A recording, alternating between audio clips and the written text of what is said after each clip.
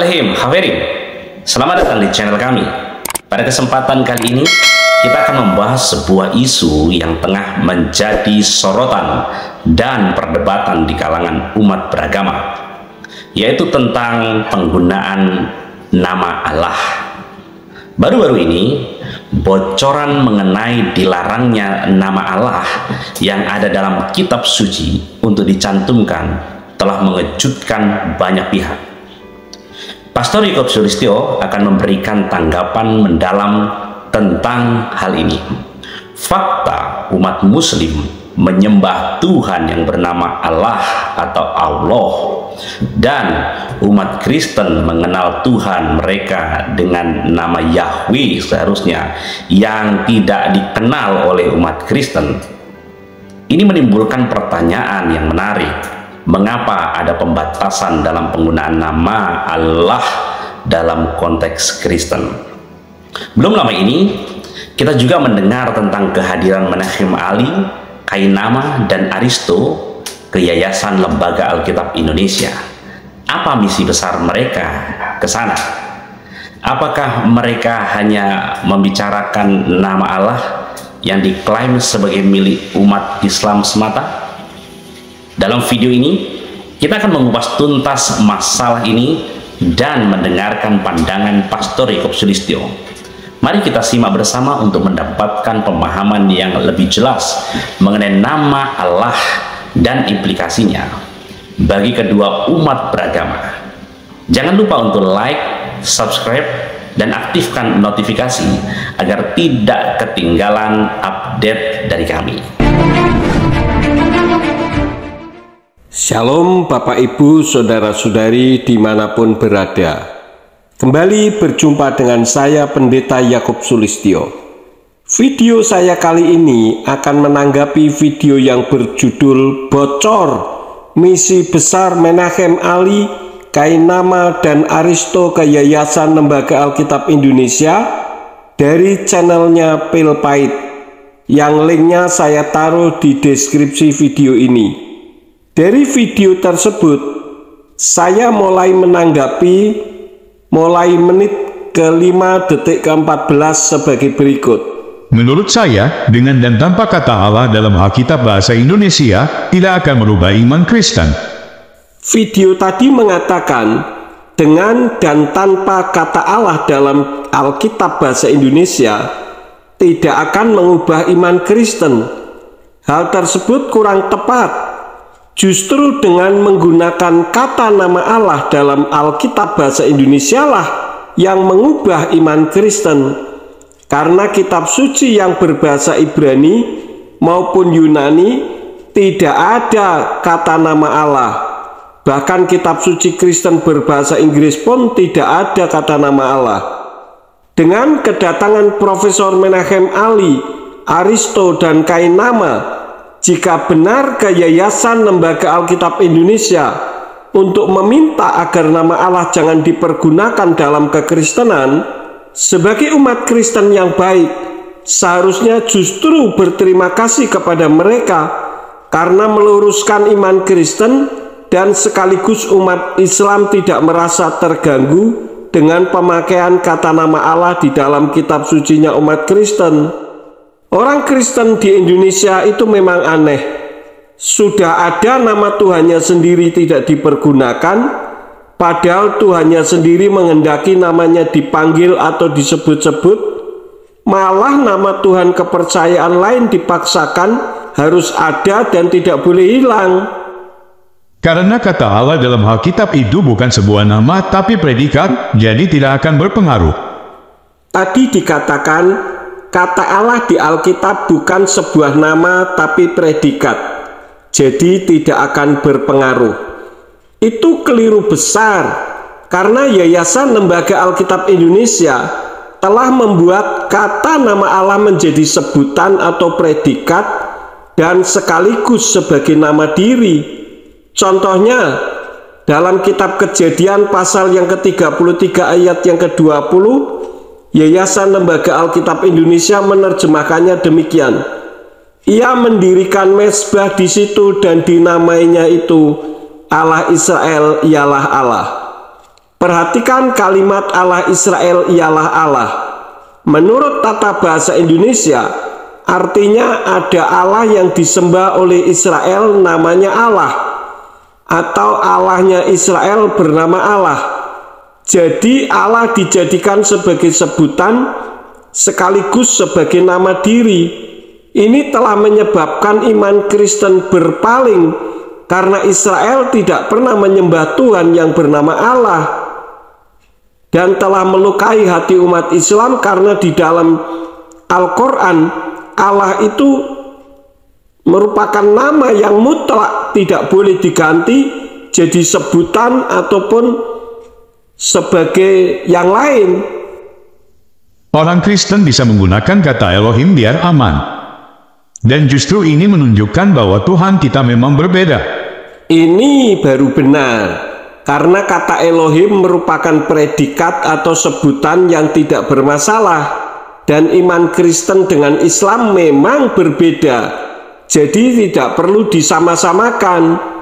Beda kan bukan berarti musuh.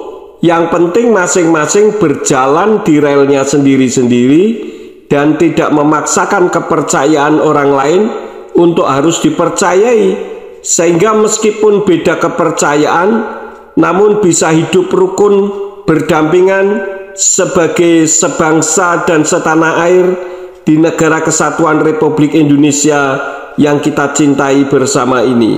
Mungkin setelah itu, Menachem Ali, Bangke dan Aristo harus protes juga kepada orang Kristen Arab yang menggunakan kata Allah.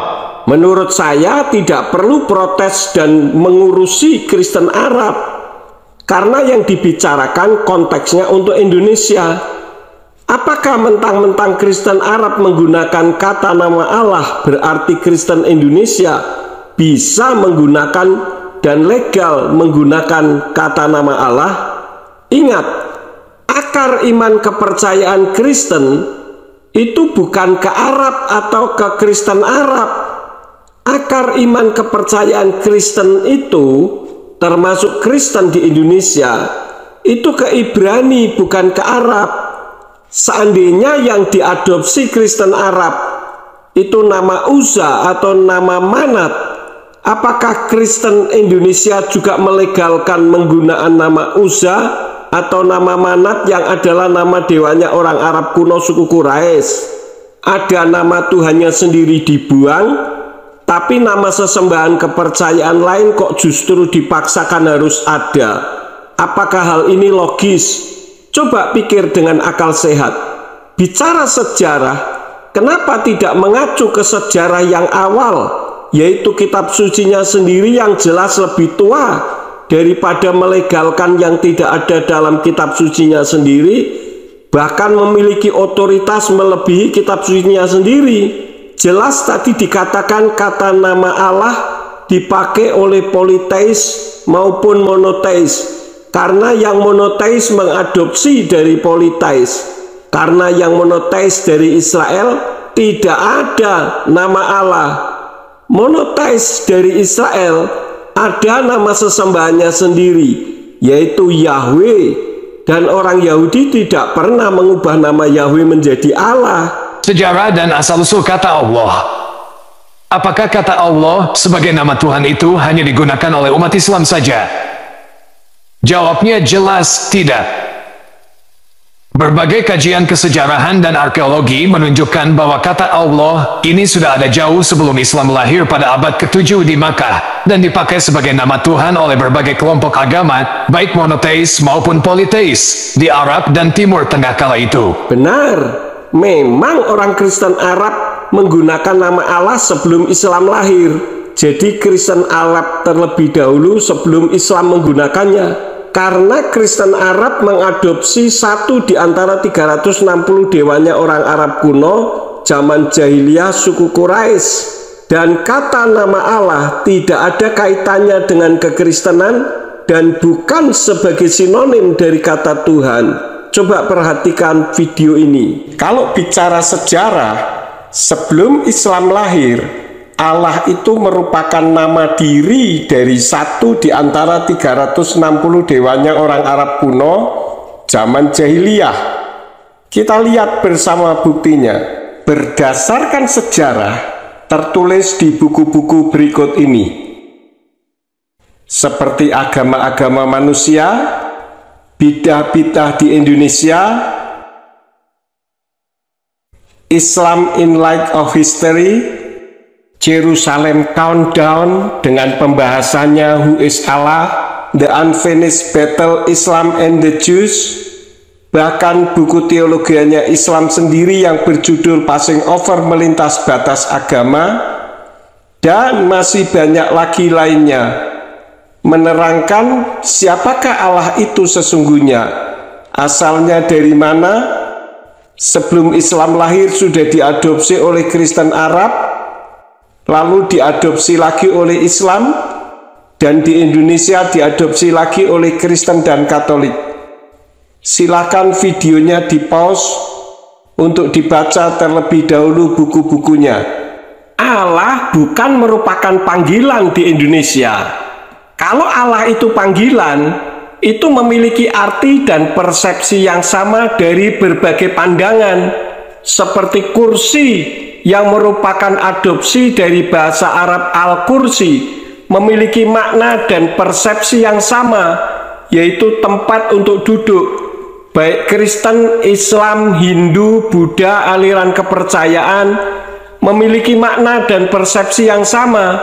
Namun untuk Allah, umat Hindu dan Buddha saja di Indonesia tidak pernah menggunakan Allah sebagai sebutan atau sinonim dari kata Tuhan sebagai panggilan. Antara Kristen dan Islam sendiri memiliki pandangan yang berbeda untuk masalah Allah ini. Itu membuktikan bahwa pemakaian nama Allah di kekristenan merupakan pemerkosaan nama dan bahasa yang tidak seharusnya untuk tetap dipertahankan. Dan lagi, jika Allah itu generic name, kenapa tidak diganti saja dengan generic name yang lain yang tidak bermasalah di Indonesia? Kenapa Allah harus tidak boleh hilang dari kekristenan? Kemudian dengarkan video berikut ini yang membuktikan bahwa Allah itu bukan generic name. Allah in Arabic is not just a title for God. It doesn't mean God, which I'll explain. Allah is a name, and I will prove that using the Quran. There's a clear distinction between the two words ilah and Allah, which brings me to the Shahada, the testimony of faith. La ilaha illa Allah, which literally translates as there is no God or deity but Allah. The way ilah and Allah are spelled in Arabic do look similar, and they sound similar, but are not the same thing. They're not the same word or meaning. When you say la ilaha, ilah means God or gods, but Allah is a name, the name of Muhammad's God. So you're saying there's no God but that one, that precise name, la ilaha illa Allah. Among all the other gods, Allah is the one and the only one according to Islam, according to Muslims, Muhammad. It's like saying there's no friend but Bob, for example. You wouldn't be able to say there's no Bob but friend. Would it make sense for one to say there's no God but Jesus? Yes. But it wouldn't make sense to say there's no Jesus but God. So there's no God but Allah. It doesn't say there's no Allah but God. Muhammad was making a statement, wanting to also deny Christ as God, by making it clear that, look, there's no God but Allah. To further prove this point, I will use the Quran. In the Quran, in Surah 52:43, we read this. So in Surah 52:43, we read, or have they, this is Muhsin Khan's English translation, or have they an ilah, and he puts in parentheses, in brackets, a God other than Allah, glorified be Allah from all that they ascribe as partners to him. So here we see another clear distinction between ilahun and Allahi. And again, Muhsin Khan's English translation just closes the case. So for anyone who speaks the Arabic language, it's obvious that Allah is simply the name of Muhammad's God. When you go to Deuteronomy 18, a passage that Muslims love to claim is speaking of Muhammad, in Deuteronomy 18 we read, "But the prophet who presumes to speak a word in my name, which I have not commanded him to speak, or who speaks in the name of other gods, that prophet shall die. And Muhammad spoke in the name of another God, Allah, which is not the name of God in the Bible. God in the Bible, his name is Yahweh. God specifically gave Moses his name in Exodus chapter 6. You see, anytime we read Lord in all caps, capital L-O-R-D, we read Yahweh in the original Hebrew. Yahweh, which is, again, the true and only name of God. In Exodus chapter 6, we read this.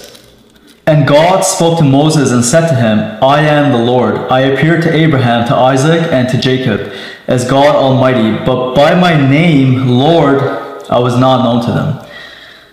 So, but by my name, Yahweh, I was not known to them. The name Yahweh was so sacred that the Jews abbreviated it to the Tetragrammaton four-letter word WHYH, Yod-He-Wah-He. But to completely change the name of God to a different name like Allah, something Muhammad did, is completely blasphemous. But the confusion for some Arabic-speaking Christians happens with Arabic Bibles, which translate God or Lord as Allah, due to Allah, the word, culturally and even religiously becoming the translation word for God in Arabic, which is incorrect. A proper translation for God in Arabic, in the Arabic Bibles, would be Reb or Ilah, or better yet, just use God's name, Yahweh Elohim. So to conclude this point, whether the name Allah came from some pre-Islamic moon god from Mecca, or it's the Arabic equivalent of the Aramaic Ilah, regardless, it is not the personal name for the God of Israel. And more importantly, it does not even mean God. Allah itu bukan sebutan atau dari Al-Ilah. Kenapa? Karena satu, Allah itu nama Tuhannya umat Islam. Contoh, ketika orang Islam di Arab sembahyang, mereka mengucapkan Allahu Akbar. Begitu juga dengan orang Islam yang ada di Amerika, mereka tetap mengucapkan Allahu Akbar, bukan God Akbar. Kedua, Allah itu bukan dari Al-Ilah dengan menghilangkan alif seperti yang dijelaskan para dosen Islamologi, sehingga tinggallah. Kalau begitu, maka artinya akan berubah, bukan Tuhan atau dewa lagi, tetapi li syakhsin atau baginya laki-laki. Ketiga, ilah itu sudah satu paket kosakata yang tidak bisa dipenggal karena dia kata benda bukan kata kerja. Keempat, ilah bisa dimasukkan alif lam karena ilah adalah gelar atau sebutan, sedangkan Allah tidak bisa karena dia adalah nama pribadi. Contoh, Ustazun atau guru laki-laki bisa dimasukkan dengan alif lam sehingga menjadi al-ustazu. Tetapi Fatimah tidak bisa ditulis menjadi al-Fatimah karena Fatimah itu adalah nama pribadi. 5. Ilah atau al-ilah ada musannanya, yaitu ilahani, artinya dua Tuhan atau dua dewa. Sedangkan Allah tidak ada musannanya atau tasnianya. Kalau ada, artinya bukan Allah lagi, tetapi menjadi Allahani. Ini menggantikan nama sesembahannya umat Islam. Contoh, Fatimah, kalau dimusannakan menjadi Fatimatani, maka nama Fatimah itu akan berubah, bukan Fatimah lagi, tetapi adalah Tante Fatimatani. 6. Ilah atau al-ilah bisa diterjemahkan menjadi dewa atau sesuatu yang disembah. Sedangkan Allah tidak bisa diterjemahkan ke dalam bahasa apapun karena dia adalah nama pribadi. Anda bisa melihat dalam Kamus Indonesia, Arab, Inggris karangan Adu bin Nuh dan Umar Bakri halaman 76. Ketujuh, Allah bukan dari alif lam ha. Karena kalau diuraikan secara ilmu sorof tidak pernah ditemukan baik fi'il madinya mudhari'nya maupun masdarnya. Yang ada alif lam ha atau allaha. Tetapi kalau diuraikan secara wazan dalam ilmu shorof juga tidak bisa menjadi Allah. Contoh, allaha dengan wazan af'ala yuf'ilu if'alan. Jadi kalau kita uraikan secara nahwu shorof, allaha itu menjadi allaha yulihu illahan, dan itu bukan Allah, tapi itu adalah sebutan. Kenapa? Karena Allah adalah nama pribadi yang tidak bisa dikutak-katikkan. Lihat juga pernyataan Christian Prince berikut ini. But here we have more important question about what is the name of Isa. Here you see the Muslim they translate as Jesus. But the fact, the word Yeshua or Yeshua in Arabic and Yeshua in Hebrew, not mentioned once in the Quran. So this is a fabrication. Or let us say it's a fabricated translation. The same as some Christian who translated the Bible into Arabic and they used the word Allah in the translation. That is a fabrication too. So translation can be full of fabrication, the same as some who translated the Bible and used the word Allah, but in fact this is not Christianity, and Allah has nothing to do with Christianity. And after 1400 years of occupation, the Arab Christians forced to use the word Allah, and now it became part of their, let us say, daily life talking. If you go to all Islamic countries where Christians are a minority, you will see all of them, they use the word Allah. Why? Because simply they are under the control of Muslims. However, when the Muslims, they notice that using the word Allah is not for their benefit, they will forbid you from using it, as what happened in Malaysia.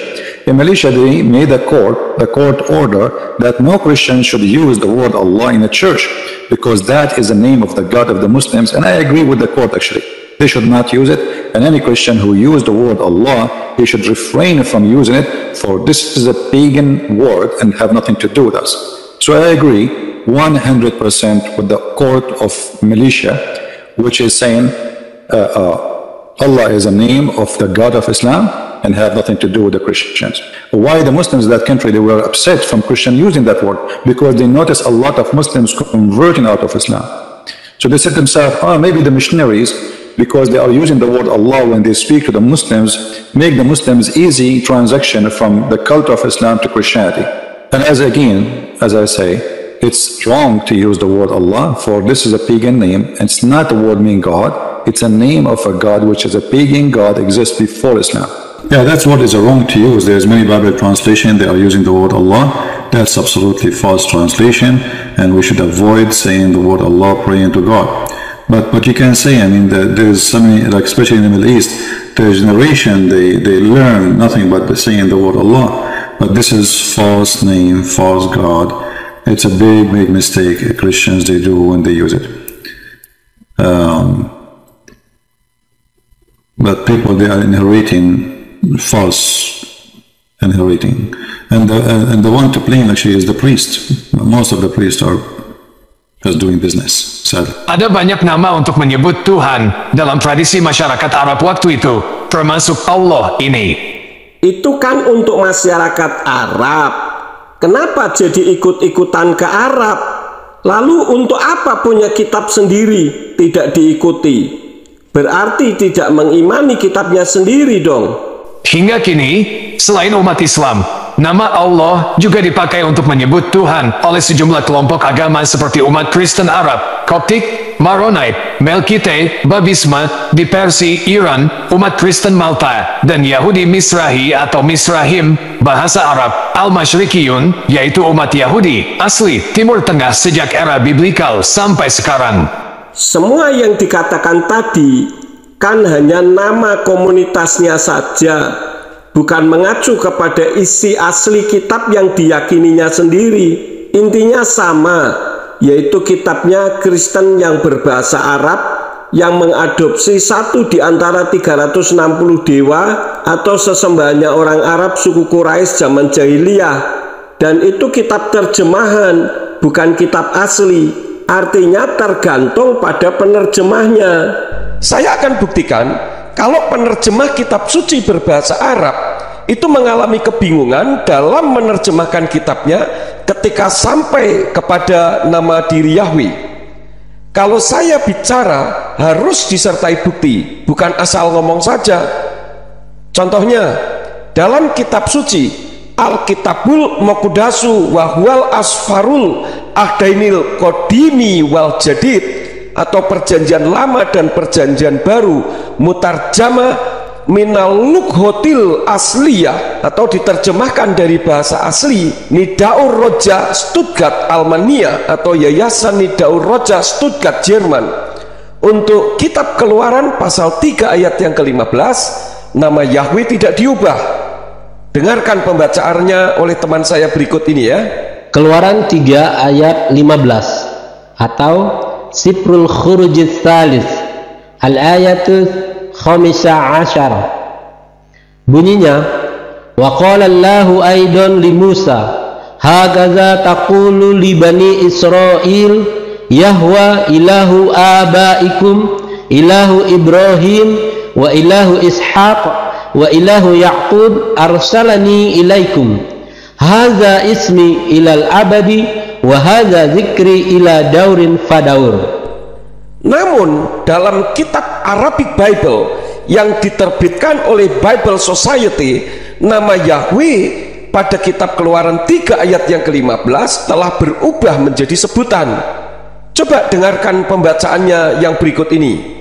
Wa qala aidan li Musa hakaza taqulu li sya'bi Israil inna rabba awil kain ilaha abaikum wa ilaha Ibrahim wa Ishaq wa Ya'qub qad arsalani ilaikum hadza huwa ismi ilal abadi wa huwal ismul ladzi ud'a bihi min jilin ila jil. Kembali ke nama-nama tadi, saya akan terangkan dengan singkat. Koptik itu kelompok orang Kristen di Mesir yang merupakan anggota gereja Ortodoks Koptik. Kalau Maronite itu komunitas Kristen di Lebanon yang merupakan satu dari 23 gereja Katolik yang berkomuni penuh dengan tahta suci di Roma. Adapun Malkite adalah istilah yang digunakan untuk merujuk kepada anggota gereja Katolik Yunani di Melkit yang mengikuti ritus Bizantium seperti Maronite, juga berkomuni penuh dengan gereja Katolik Roma, terutama berada di Timur Tengah termasuk Suriah, Lebanon, dan Palestina. Adapun Babisme adalah gerakan agama yang muncul di Persia, Iran pada abad ke-19 yang didirikan oleh Sayyid Ali Muhammad Shirazi yang dikenal sebagai Bab, dan Babisme ini merupakan pendahulu dari agama Bahai. Penerusnya bernama Bahaluwoh. Kalau Mizrahim itu istilah yang digunakan untuk merujuk kepada orang Yahudi yang berasal dari Timur Tengah dan Afrika Utara. Adapun Koptik dan Maronite kitab sucinya berbahasa Arab, sedangkan Babisme nama kitab sucinya Bayan dalam versi bahasa Persia dan Arab. Jadi tentu menggunakan nama Allah karena mengadopsi satu di antara 360 dewanya orang Arab kuno suku Quraisy, seperti yang sudah saya sampaikan tadi. Sedangkan Mizrahim yang merupakan komunitas Yahudi, kitabnya menggunakan Tenak. Jadi mustahil ada nama Allah di kitabnya. Jadi jangan mengada-ada yang tidak ada. Adapun yang saya sampaikan, buku referensinya sebagai berikut. Untuk Koptik yang pertama, The Coptic Church History, Faith and Tradition oleh Bishop Alexander. Yang kedua, Christianity in the Land of the Pharaohs, The Coptic Orthodox Church oleh Jill Camille.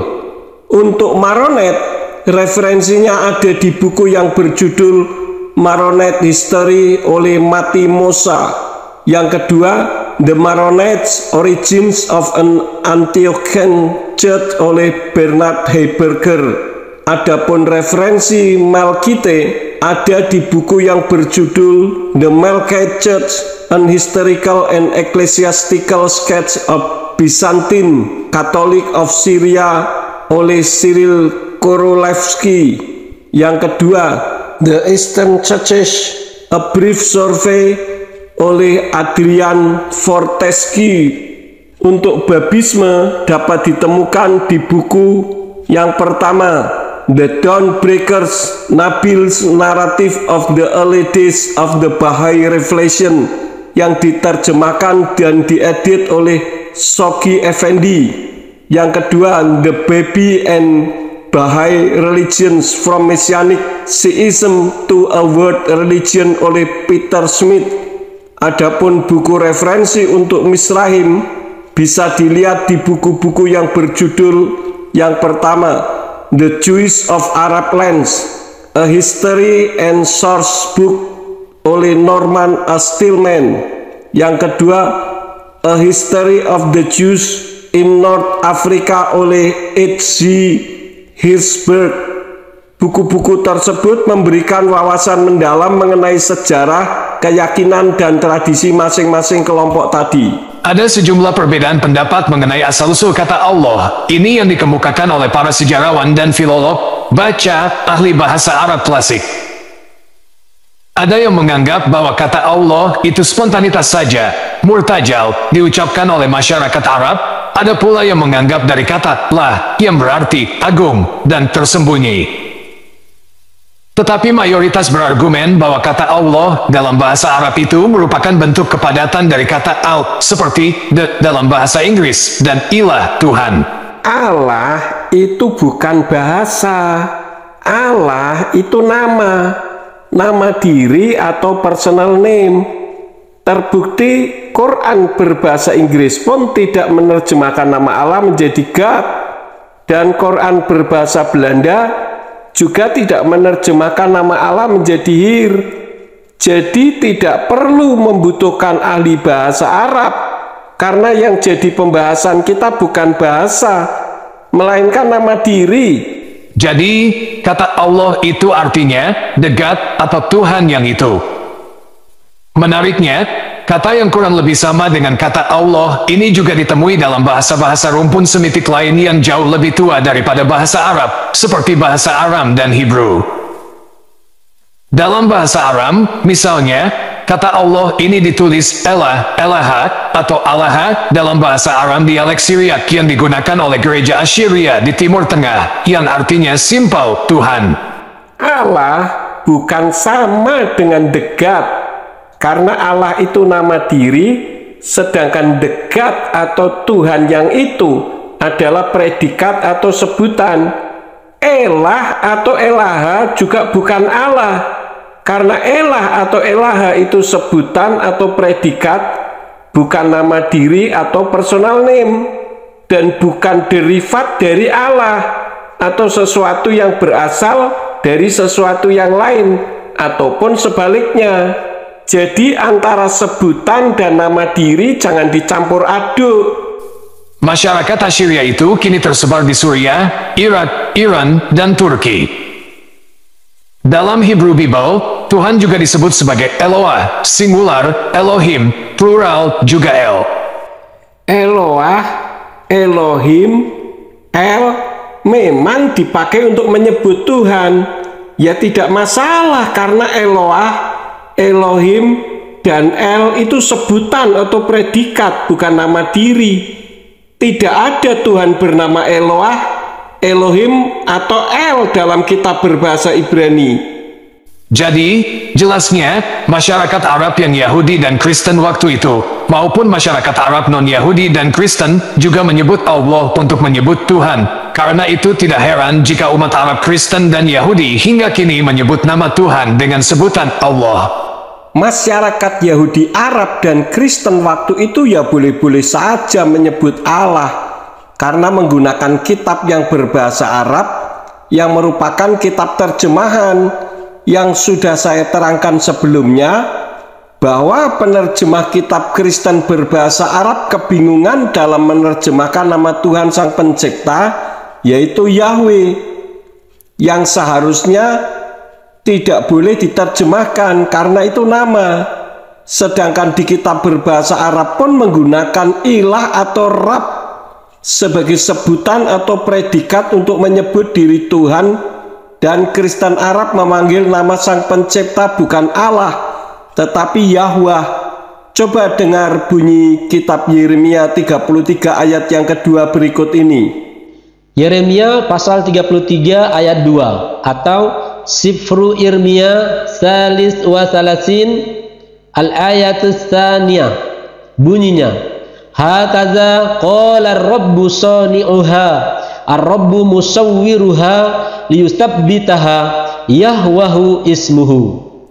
Jadi kitab Kristen Arab yang berbahasa Arab itu jangan dijadikan rujukan dan jangan dilegalkan jika untuk menyatakan kebenaran, karena itu bukan kiblat iman kepercayaan umat Kristen. Ada banyak bukti akademik ilmiah bahwa nama Allah itu sudah biasa digunakan oleh masyarakat Arab, apapun agama mereka, termasuk Kristen dan Yahudi sebagai sesama rumpun agama Semit untuk menyebut nama Tuhan. Tapi orang Yahudi yang menggunakan kitab berbahasa Ibrani tidak menyebut nama Tuhan menggunakan Allah, tetapi Elohim, El, Elohai, El Elyon, El Olam, El Shaddai, dan sebagainya. Kalau kitabnya Kristen berbahasa Arab menggunakan nama Hubal, apakah juga diikuti? Aneh memang Kristen di Indonesia. Diluruskan kok tidak mau, bahkan selalu mencari alasan pembenaran. Tidak membiasakan yang benar, tetapi membenarkan yang biasa. Mana imannya? Orang Yahudi dijadikan panutan, sementara mereka menolak Yesua yang selama ini dikenal dengan nama Yesus, kok tidak diikuti juga? Artinya tidak konsekuen. Itu bukan bukti akademik ilmiah, tetapi bukti kesalahan yang diilmiahkan. Orang-orang Arab dulu, zaman sebelum Islam, banyak sekali yang menggunakan nama Abdullah, hamba Allah. Bukankah ayah Nabi Muhammad sendiri yang wafat sebelum beliau lahir juga bernama Abdullah? Iya, karena agama suku orang Arab sebelum Islam lahir merupakan penyembah banyak sesembahan seperti Alata, Al-Uzza, Manat, Hubal, dan sebagainya. Dan itu juga tertulis dalam buku Passing Over Melintas Batas Agama, karena berasal dari suku Quraisy, termasuk ayahnya Nabi Muhammad yang bernama Abdullah bin Abdul Muthalib berasal dari suku Quraisy. Kenapa iman Kristen dipaksakan mengikuti agama suku Quraisy? Bukti-bukti arkeologis gereja-gereja dan kuburan tua pra-Islam di Yaman dan Yordania, misalnya, seperti di Al-Jimal di Yordania Utara, juga ditemukan berbagai inskripsi bertuliskan Allah. Inilah yang disebut eisegese, yaitu memasukkan sesuatu yang dari luar ke dalam firman Tuhan dan memiliki otoritas melebihi firman itu sendiri.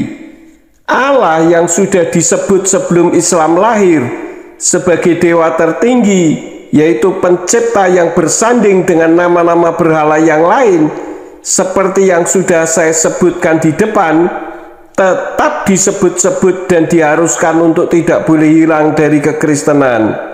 Meskipun pihak Islam terganggu dengan penggunaan nama Allah, juga diabaikan, sementara Tuhannya sendiri dalam kitab Keluaran pasal yang ke-23 ayat yang ke-13 katakan, Ufkol asyar amarti alehem tisamru weshem Elohim akhirim lo taskiru lo yishama alpika, yang artinya, dalam segala hal yang telah kufirmankan kepadamu, haruslah kamu waspada.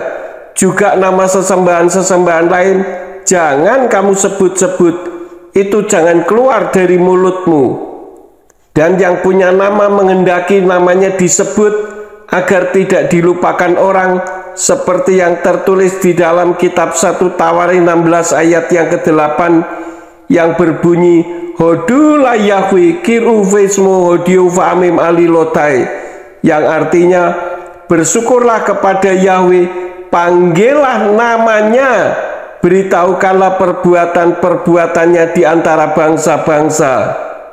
Bahkan Yeshua sendiri yang selama ini dikenal dengan nama Yesus Kristus juga mengajar untuk mengasihi Yahweh, justru diabaikan, seperti yang tertulis di dalam kitab Matius pasal yang ke-22 ayat yang ke-37 yang berbunyi, Wayomer Yeshua Elai wa ahavta et Yahweh Elohika bekal fafka ufkal nafseka ufkal madaika, yang artinya firman Yeshua kepadanya, kasihilah Yahweh Elohimu dengan segenap hatimu dan dengan segenap jiwamu dan dengan segenap akal budimu. Hati-hati, jangan sampai menjadi nabi palsu seperti yang tertulis di dalam kitab Yirmiyahu atau Yeremia pasal 23 ayat yang ke-26 sampai 27 yang mengajak orang untuk melupakan nama Yahweh dan jadi antikris atau Soten Hamasyah, seperti yang tertulis di dalam kitab 1 Yohanan atau Yohanes pasal yang kedua ayat yang ke-22 karena menyangkal Bapa Yahweh. Coba dibaca ayatnya. Pada era kerajaan Himyar dan Aksum juga banyak dijumpai nama-nama Kristen yang menggunakan nama Abdullah. Seorang jenderal Kristen bernama Abdullah bin Abu Bakar yang wafat di Najran, Arabia, pada 523 M, juga terungkap mengenakan cincin bertuliskan, Allahu Rabbi, Allah adalah Tuhanku. Artikel ini ditulis oleh Bapak Sumanto Al-Qurtubi, Profesor Islamic Studies di Universitas di Saudi Arabia. Nah, sekarang terbukti dengan menggunakan nama Allah menyebabkan orang Kristen berpaling dari imannya kepada Yahweh di dalam nama Yeshua HaMashiach dengan ditemukannya cincin di tangan jenderal Kristen yang bernama Abdullah bin Abdul Bakar yang wafat di Najran yang bertuliskan Allahu Rabbi, yang artinya Allah adalah Tuhanku. Benarkah Tuhannya orang Kristen itu Allah? Dan sekaligus terbukti di cincin tersebut bahwa Tuhan ditulis di cincinnya dengan Rabbi, yang berarti Tuhanku, bukan menggunakan nama Allah sebagai sebutan. Nanti kita akan lihat apakah kecurigaan saya ini benar terjadi atau salah. Oke teman-teman, demikian tanggapan kita terhadap pernyataan Aristo. Terima kasih untuk dukungan teman-teman. Tuhan Yesus memberkati. Seharusnya umat Kristen berterima kasih kepada saudara-saudara kita umat Islam yang datang ke Yayasan Lembaga Alkitab Indonesia jika memang mereka membicarakan tentang dilarangnya penggunaan nama Allah dalam kekristenan, karena dipakai Tuhan untuk meluruskan iman Kristen dari kelupaannya akan imannya sendiri, seperti Raja Kores yang dipakai Tuhan untuk memulangkan bangsa Yahudi dari pengasingan di Babel ke Yerusalem dan ke wilayah Yehuda sehingga bisa menyembah Yahweh dengan tenang.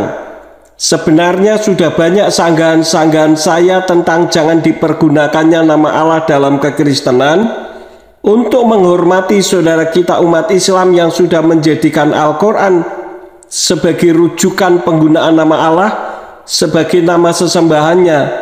Sedangkan umat Kristen dan Katolik sudah ada nama Tuhannya sendiri, sebaiknya jangan dicampur adukkan. Sekian video saya, terima kasih telah menonton sampai selesai. Silakan bantu share kepada yang lain, agar yang lain juga mendapatkan pengetahuan yang hakiki ini. Bapa Yahweh di dalam nama Adonai Yeshua HaMashiach dan Ruach HaKodes menyertai dan memberkati Bapak Ibu saudara-saudara sekalian. Amin. Terima kasih telah menonton video ini. Kami berharap diskusi mengenai nama Allah dan perspektif dari Pastor Yakob Sulistyo dapat memberikan pencerahan dan pemahaman yang lebih dalam tentang isu ini. Jika Anda memiliki pendapat atau pertanyaan, jangan ragu untuk meninggalkannya di kolom komentar di bawah. Kami sangat menghargai dukungan Anda, jadi pastikan untuk like, share, dan subscribe agar tidak ketinggalan konten menarik lainnya. Sampai jumpa di video berikutnya, dan Bapak Yahweh Beshem Adonai Yeshua Mashiach Ruach HaKodes memberkati. Shalom.